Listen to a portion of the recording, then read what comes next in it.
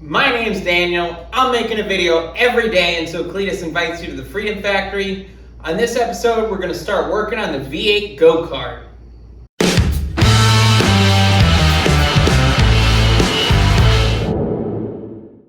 So we're building the V8 go-kart, and we actually have to go in the past because I did some work on this thing and I didn't complete the episode. So let's go back to the old footage, get caught up, and then we'll come back here and I'll give you an update on where we are now. Welcome back to Beat Up Builds. We're building a burnout go-kart. Tell Cleetus I want to do burnouts there at the Freedom Factory. But yeah, we're going to build a V8 go-kart.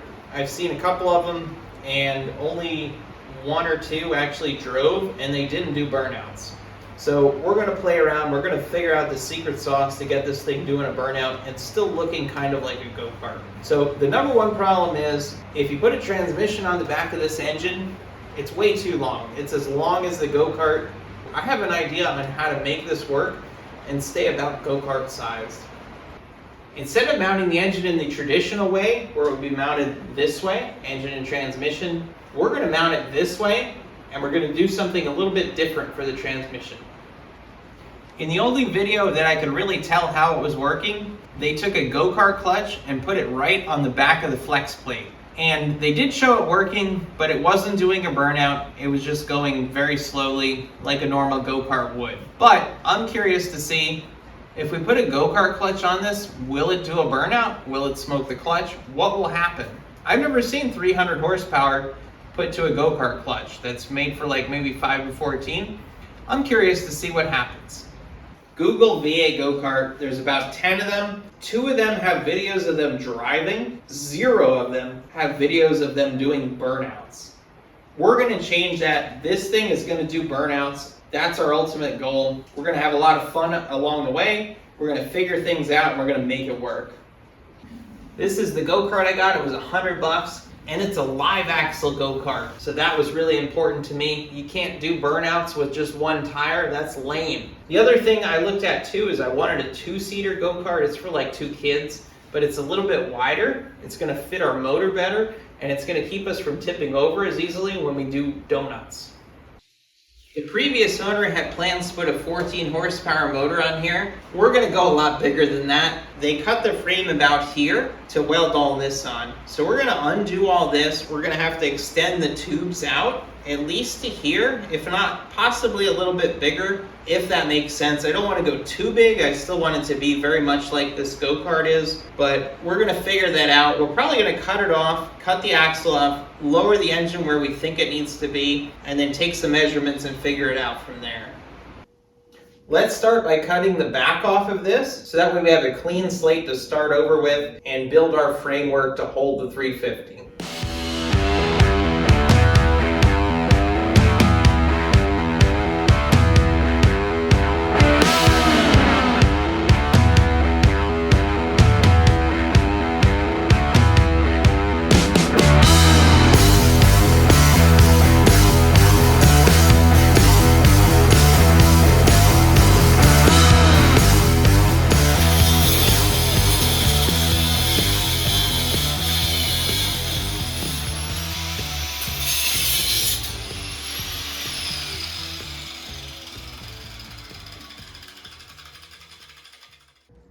I got it all lopped off. I was gonna save these couple inches of frame, but it's just welded so much.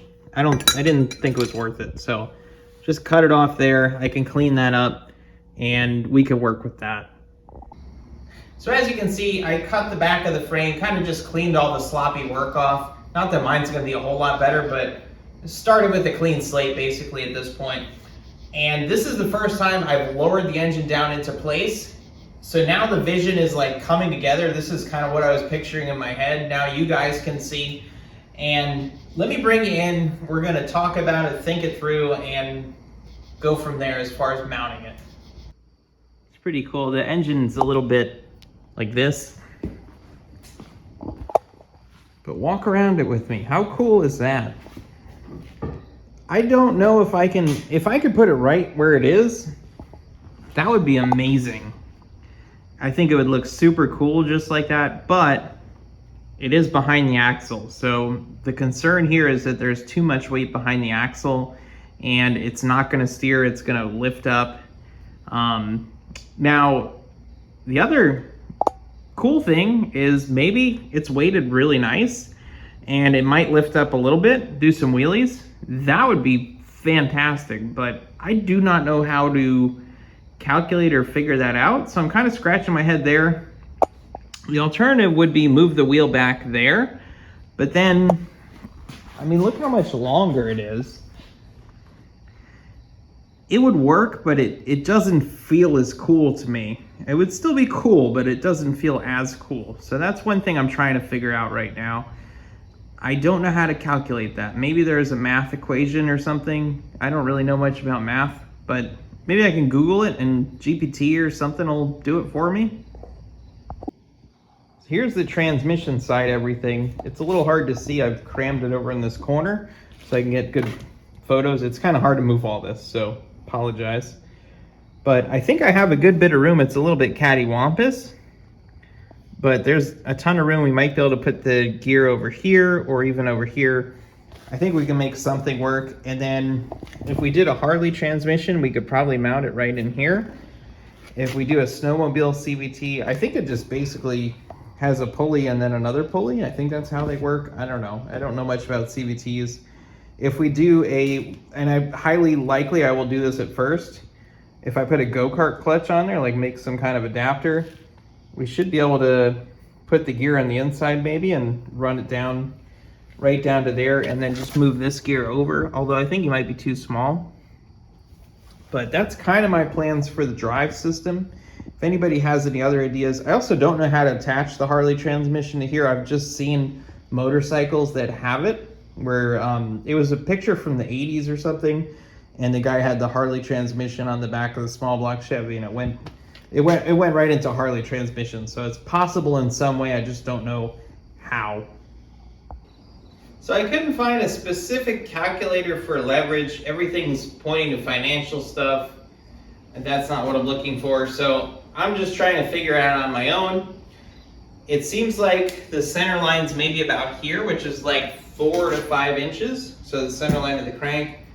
Some of the weight is over the axle because it's the V shape. So there is some that's over the axle. It's just about 4 inches back. And I'm guessing the motor is maybe 400 pounds dressed like this, hopefully. I'm 200 pounds, so I'm half of that. So I'm thinking if I double the leverage that's on, over the axle, that'll give us an idea. So if I step right here, which is basically the end of the tire, that's about 4 inches. And it's light in the front end, but it's not super light, like it's not doing a wheelie. And that's with nobody sitting in here. So I'm imagining that I'm putting the same weight on here that the engine would, and there's nobody in here. If you put 200 pounds in here, then you've kind of counterbalanced it a little bit and it might steer decent. So I think that might work. 10 inches would be roughly about here, the end of the sticker. And then it starts lifting up if I bounce on it a little, but it's not awful. So I'm thinking that we probably could mount the engine, leave the axle where it is and just mount the engine. I will have to bring this out a little bit so I have a mounting point back here. So we'll go engine mount to engine mount, and then I think we're going to go to the transmission flange, and that'll really help stabilize the whole engine. It's going to be solid mounted just to keep it simple. It might rattle your fillings out, but it's not a daily driver. So I think that's the plan. I think that's what we figured out. I don't know if I'm ready to start doing anything yet. I might want to hear your guys' feedback and do a little more research. But let me know, what do you guys think? Is that what you think I should do tomorrow to this? Or is that dumb? I think it would look awesome if we can mount it that way. So I'm really leaning towards that, or at least trying that. So I jammed some stuff in here to try and get an idea of the balance here. So there's a block of wood wedged in here. It's wedged under this bar and over the axle, and then that's sitting on it. And then same thing over there, I did a piece of angle iron, the flywheel, it's sitting on the flywheel. So that's got the motor sitting honestly like really close to how I want it. It's actually pretty level. It would just be up a little bit more. And I have this released a good bit. I put this on here, and it's still pretty light in the front end, but there's only about a gallon of diesel in there. So I don't know, could this work? I'm trying to think it out in my head.